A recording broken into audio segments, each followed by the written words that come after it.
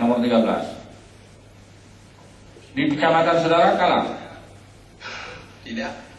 Di Pantai Cermin tuh menang apa kalah? Kalau di Pantai Cermin menang, yang mulia. Menang. Oke. Cukup ya? Cukup? Cukup, yang mulia. Oke, cukup pindah ke belakang, ganti Ali Usman lagi ke depan. Agak cepat ini. TPS. Jadi di KPPS, di TPS berapa yang saudara tahu ini? Yang saya tahu di Kecamatan Pantai Cermin ada 13 desa. Ada 13 desa. Ada berapa TPS 13 desa itu? 13 TPS. 13 TPS. Di 13 TPS itu ada yang anggota KPPS-nya maupun ketuanya yang dari pegawai negeri sipil. Ya. Begitu ya?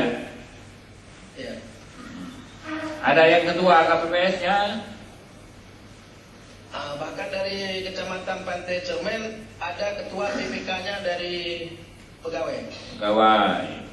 Saudara tahu nggak bahwa berdasarkan peraturan pegawai negeri boleh jadi KPPS? Nggak tahu? Nggak tahu persis. Nggak tahu persis ya. Nah, saudara milih di TPS berapa? TPS 1 Desa Sawaramut. Di situ ada nggak KPPS-nya yang pegawai negeri? Di Sawaramut kebetulan tidak ada. Tidak ada. Nah, di TPS yang 13 desa yang ada pegawai negeri itu saudara tahu dari mana?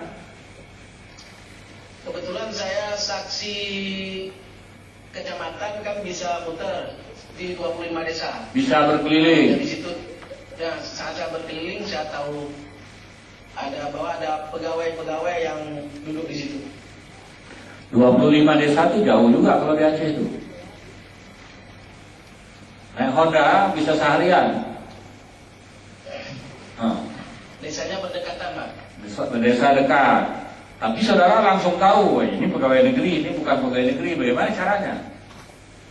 Ya memang ada yang guru saya bekas mantan guru saya dan banyak teman-teman saya. Teman-teman yang menjadi pegawai negeri juga. Iya. Tapi kan yang mantan guru saudara itu saudara tegur nggak? Gimana, Pak? Saudara menyapa nggak mantan guru itu? Iya, saya nyapa. Iyalah.